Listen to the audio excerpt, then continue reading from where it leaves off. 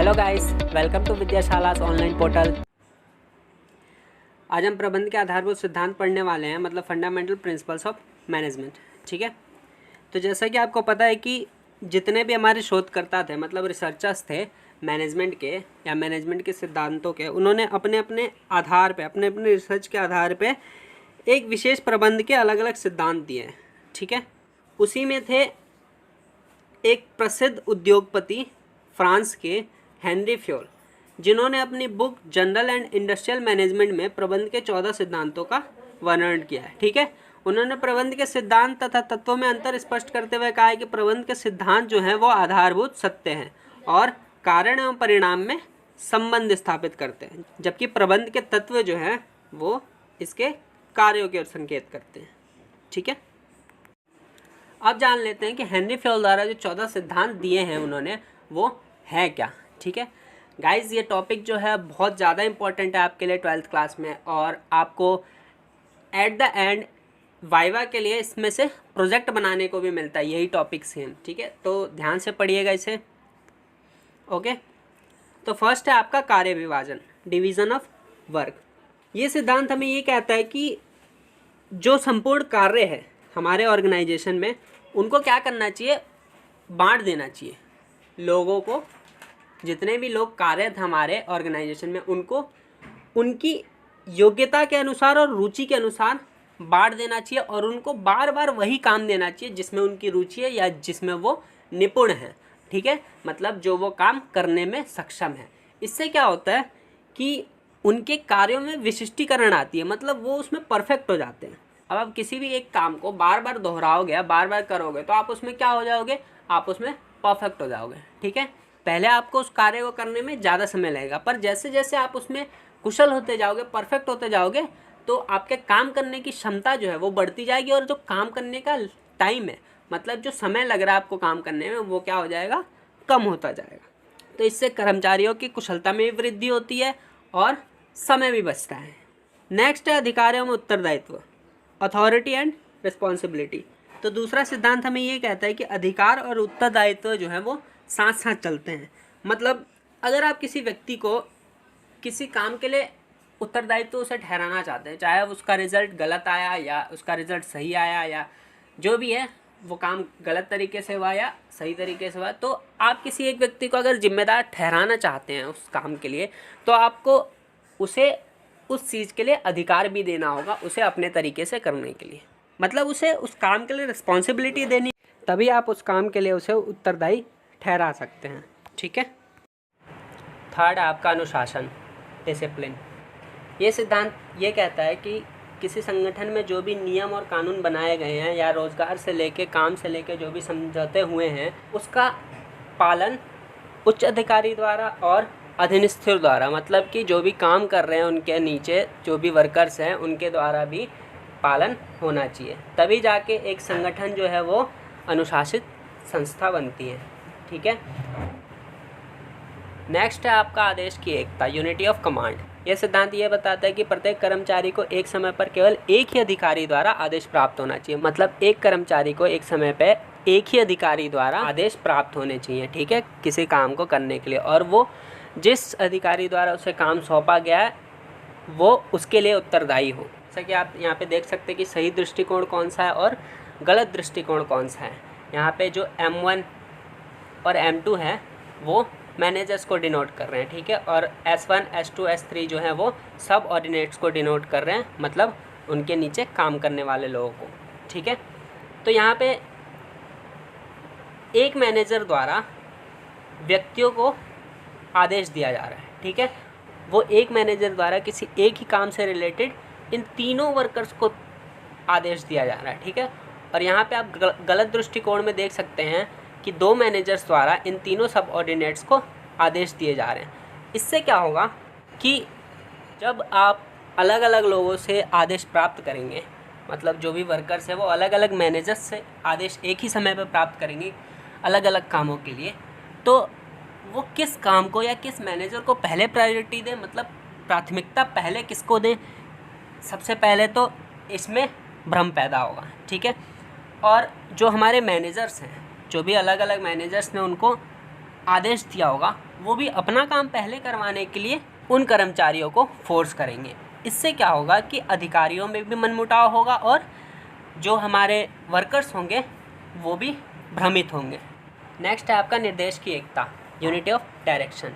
ये सिद्धांत हमें यह बताता है कि अलग अलग क्रियाओं के लिए अलग अलग समूह होने चाहिए, मतलब अलग अलग डिपार्टमेंट जो है प्रत्येक क्षेत्र के लिए होना चाहिए, ठीक है।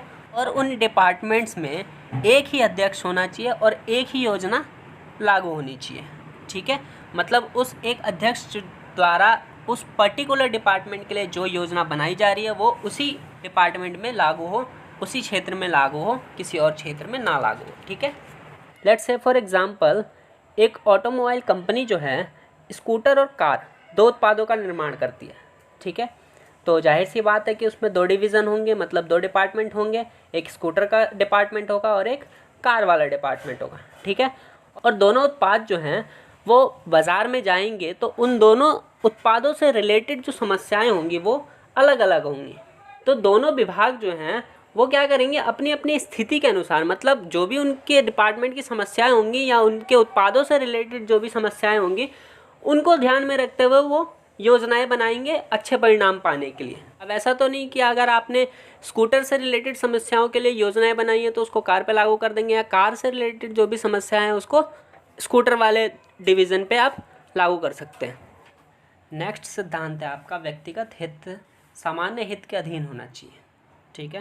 मतलब subordination of individual interest to general interest, मतलब एक कर्मचारी के हितों पर संगठन के हितों को प्राथमिकता दी जानी चाहिए। अब जैसे कि आप लोग जानते हैं कि जितने भी कार्यरत व्यक्ति हैं या जो भी कर्मचारी हैं, चाहे वह अधिकारी हो चाहे उसके नीचे के लोग हों काम करने वाले, सबकी अपनी अपनी कुछ अपेक्षाएं होती हैं और सबको अपने अपने हितों के लिए कुछ ना कुछ चाहिए होता है, ठीक है, संगठन से। तो ये सिद्धांत यही बताता है कि किसी भी संगठन को कुछ इस प्रकार का डिसीज़न लेना चाहिए जिससे उन कर्मचारियों के हितों के साथ साथ हमारे संगठन, जो भी संगठन का हित है, मतलब जो संगठन के लिए हितकारी है वो चीज़ें हों, ठीक है, ताकि कर्मचारियों के हितों का हनन भी ना हो और जो संगठन के उद्देश्य हैं उनकी भी प्राप्ति हो जाए। उसके बाद है कर्मचारियों का पारिश्रमिक। तो उचित पारिश्रमिक जो है वो हर कार्यरत व्यक्ति का अधिकार होता है। मतलब संगठन में काम कर रहे कर्मचारियों को इतना पारिश्रमिक तो दिया जाना चाहिए ताकि उनका जो रहन सहन का स्तर है वो अच्छा मेंटेन हो सके, ठीक है, या फिर उनका रहन सहन का जो स्तर है वो उपयुक्त बन सके उनके लिए, ठीक है। इससे क्या होता है कि कर्मचारियों में जो है संतुष्टि पैदा होती है, ठीक है, और आपके जो संगठन है या आपका जो ऑर्गेनाइजेशन है उसके प्रति उनका समर्पण बढ़ता है। साथ ही साथ उन कर्मचारियों को इस बात की भी प्रेरणा मिलती है ताकि वो पूरी क्षमता और लगन के साथ ऑर्गेनाइजेशन के लिए काम कर सकें। और अगर कर्मचारियों को उचित पारिश्रमिक नहीं मिल रहा तो क्या होता है, उनमें असंतुष्टि पैदा होगी या उनको आपके ऑर्गेनाइजेशन में रुचि नहीं रहेगी, वो पूरी क्षमता से काम नहीं करेंगे, ठीक है। नेक्स्ट है केंद्रीयकरण और विकेंद्रीकरण, मतलब सेंट्रलाइजेशन और डिसेंट्रलाइजेशन। तो ये सिद्धांत बताता है कि किसी भी ऑर्गेनाइजेशन को पूर्ण केंद्रीकरण और पूर्ण विकेंद्रीकरण के स्थान पे एक प्रभावपूर्ण केंद्रीकरण को अपनाना चाहिए। मतलब उद्देश्यों और नीतियों के निर्धारण में, व्यवसाय के विस्तार में या किसी भी अधिकार से रिलेटेड जो निर्णय हैं उनको अधिकारियों के पास सुरक्षित रहने चाहिए। दूसरी ओर अगर कच्चा माल क्रय करना है या कर्मचारियों को छुट्टी देनी है तो इन सब का अधिकार जो है वो नीचे काम करने वाले मैनेजर्स को सौंप देना चाहिए, ठीक है। इससे क्या होगा कि किसी एक अधिकारी पे कार्यभार की कमी होगी, मतलब काम का बोझ जो है एक अधिकारी से कम होगा और वो अधिकारी जिस पे भार कम हो रहा है वो कुछ निर्णय को बहुत ही बेहतर और सही तरीके से लेगा और जल्दी लेगा, ठीक है। नेक्स्ट है सोपान श्रृंखला, स्केलर चेन। सबसे पहले जान लेते हैं सोपान श्रृंखला का अर्थ क्या है। तो सोपान श्रृंखला का मतलब है कि एक औपचारिक आधिकारिक रेखा होनी चाहिए किनके बीच, उच्चतम अधिकारी और जो निम्न अधीनस्थ मतलब कर्मचारी हैं उनके बीच एक सीधी रेखा होनी चाहिए ताकि किसी भी निर्णय को लेने में किसी भी अधिकारी को परेशानी ना हो कोई, ठीक है। उसके बाद सोपान श्रृंखला में है फ्योल का विचार, कि फ्योल क्या कहते हैं इस बारे में। फ्योल कहते हैं कि इस श्रृंखला का जो है किसी ऑर्गेनाइजेशन में सख्ती से पालन किया जाना चाहिए। मतलब हर संदेश वाहन को ऊपर से लेके नीचे तक एक सीधी रेखा में ही चलना चाहिए, एक सीधी रेखा में ही काम करना चाहिए। और मुख्य शर्त यह है कि संदेश वाहन जो है वो सोपान श्रृंखला की किसी भी कड़ी का या किसी भी पद को अनदेखा ना करे, ठीक है। उसके बाद है आपका फ्योल की सीढ़ी। फ्योल की सीढ़ी क्या कहती है? फ्योल की सीढ़ी कहती है कि जो भी आपके कर्मचारी हैं, संगठन में काम करने वाले कर्मचारी हैं या अधिकारी हैं, वो एक श्रृंखला सिद्धांत में होने चाहिए, ठीक है। जैसे कि आप लोग यहाँ देख सकते हैं कि P के ऊपर है C और C के ऊपर है M, ठीक है। ये एक ट्रायंगुलर शेप है। ट्रायंगुलर शेप हमने अपने मैनेजमेंट के लेवल्स में पढ़ा था कि जैसे जैसे हम ऊपर से नीचे की ओर जाते हैं हमारे काम करने वाले कर्मचारियों की संख्या बढ़ जाती है। इसीलिए एक ऑर्गेनाइजेशन जो है वो ट्रायंगुलर शेप में दर्शाया गया है, ठीक है। अब अगर जहाँ पे P को कोई समस्या है तो वो सीधे M से ना बात करके पहले C से बात करे जो उसके ऊपर काम कर रहा है, ठीक है।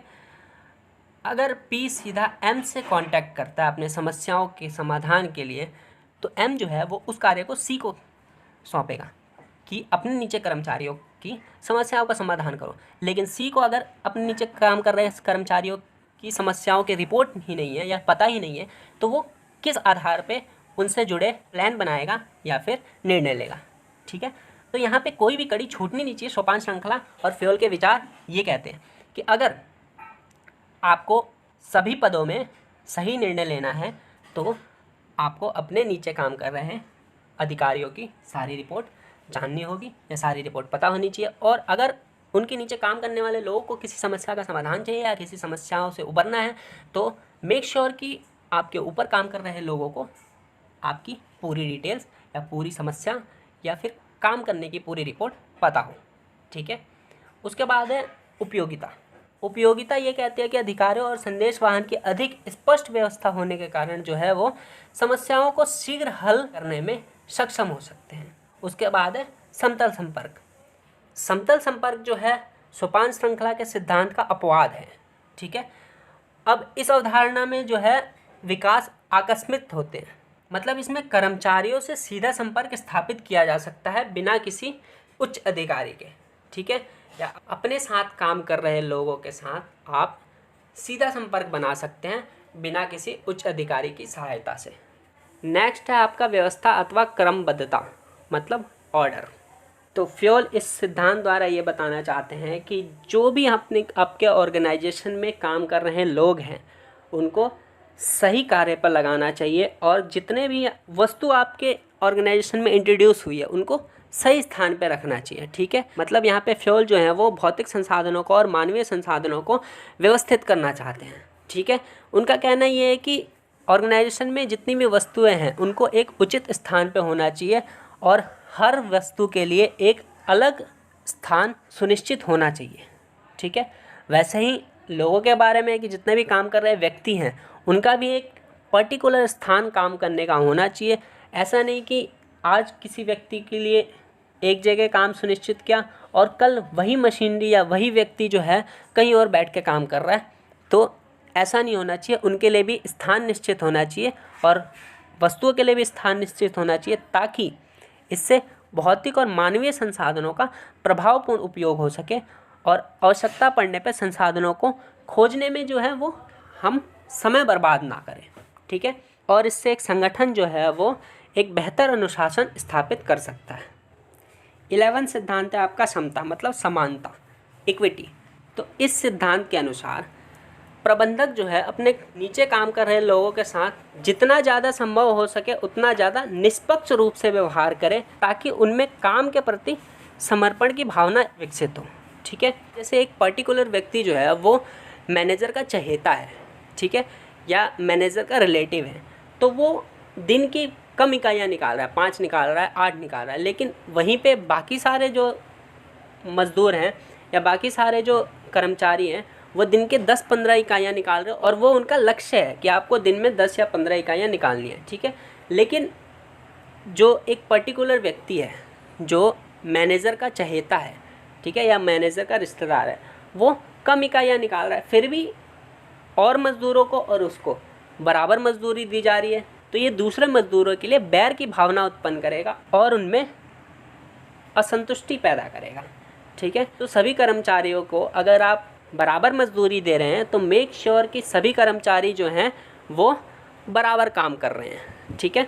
नेक्स्ट है आपका कर्मचारियों में स्थायित्व, स्टेबिलिटी ऑफ पर्सनल, ठीक है। ये सिद्धांत हमें ये बताता है कि कर्मचारियों में जो है आपस में मैत्रीपूर्ण व्यवहार होना चाहिए और उनमें स्थायित्व बना रहना चाहिए ताकि वो काम जो है वो कुशलतापूर्वक जारी रहे, ठीक है।